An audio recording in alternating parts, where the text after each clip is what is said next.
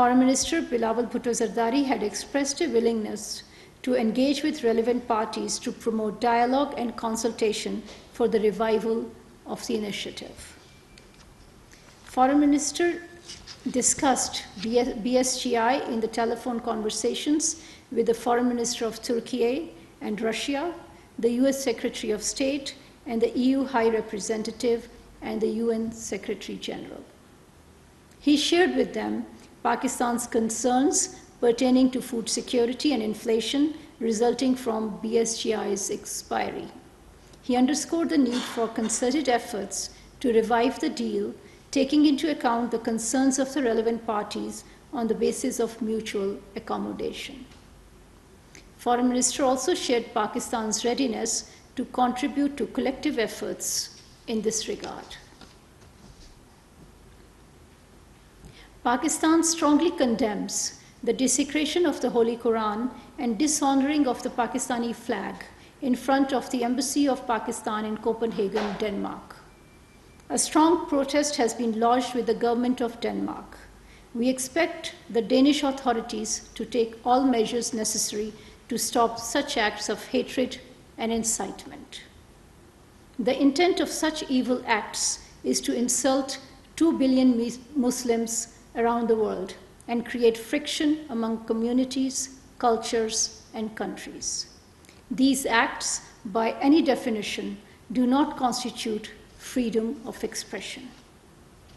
Nor can the permission to carry out provocative acts of religious hatred be justified under the pretext of freedom of expression, opinion, and protest.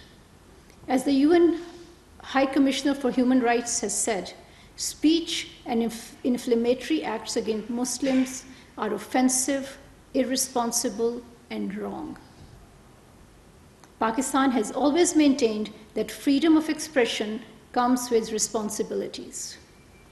It is the responsibility of national governments, regional organizations, and the international community at large to call out, condemn, and proactively prevent the vile acts of Islamophobia and religious hatred.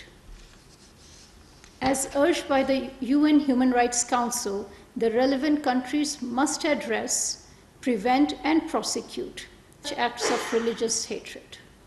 The international community must raise its collective voice against Islamophobia and work together to promote interfaith harmony and peaceful coexistence. Pakistan, for its part, will continue to raise the question of Islamophobia at the international level.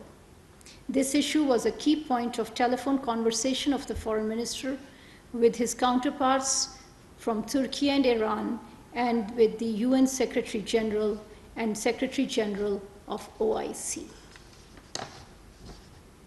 Issues pertaining to these recurrent acts of Islamophobia are being discussed at OIC headquarters in Jeddah and the Human Rights Council in Geneva. Last week, Foreign Minister Bilawal Bhutto Zardari also signed the host country agreement between Pakistan and International Fund for Agricultural Development, IFAD, which was co-signed by President of IFAD. As a result of the agreement, IFAD will set up its country office in Islamabad.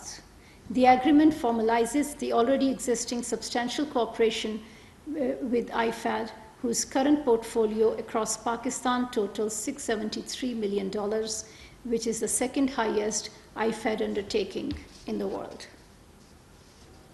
The UN Special Coordinator on Afghanistan visited Pakistan from 24th to 25th of July.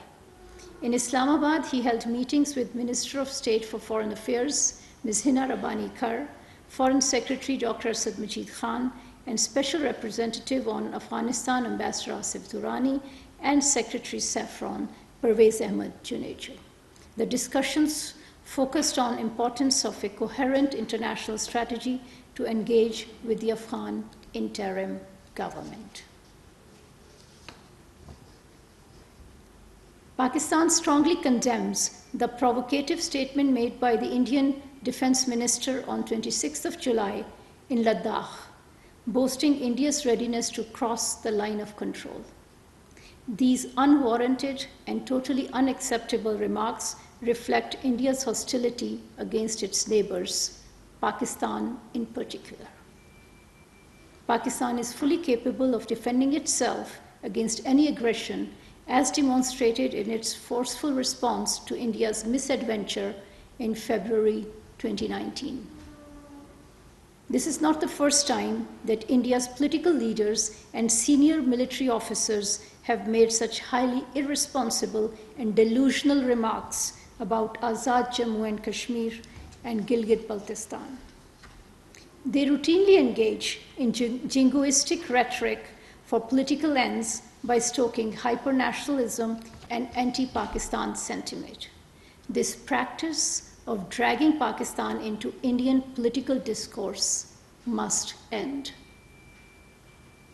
These highly irresponsible statements also constitute a threat to regional peace and security and aim to destabilize the strategic environment in South Asia. While fully prepared to respond to India's provocations and irresponsible behavior, Pakistan will continue to act responsibly and contribute to all efforts for promoting peace, security, and stability in the region. Jammu and Kashmir is an internationally recognized disputed territory. India's claims on Azad Jammu and Kashmir and Gilgit-Baltistan are founded in fantasy. Neither history and international law, nor morality and the situation on ground can validate India's illusions. It should therefore direct its attention to full implementation of the relevant UNSC resolutions, which stipulate that the final disposition of the territory will be made in accordance with the will of the people, expressed through the democratic method of a free and impartial plebiscite conducted under the auspices of the United Nations. Pakistan will continue to extend political, diplomatic, and moral support to our Kashmiri brothers and sisters for the just and peaceful settlement of the Jammu and Kashmir dispute in accordance with the UN Security Council resolutions. I have an update on the Greek boat tragedy. The mortal remains of 15 Pakistanis who perished in the disaster have arrived in Pakistan and handed over to their families in the districts of Gujarat, Gujranwala, Mandi Bahauddin, Rawalpindi, Sheikhupura, Vehari, and Mirpur in Azad Jammu and Kashmir. Our mission in Greece facilitated the process of retrieval and transportation of the dead bodies. The Greek authorities have also informed that they have completed the process of DNA matching of the retrieved dead bodies. No additional Pakistani national has been identified among the deceased. Thank you.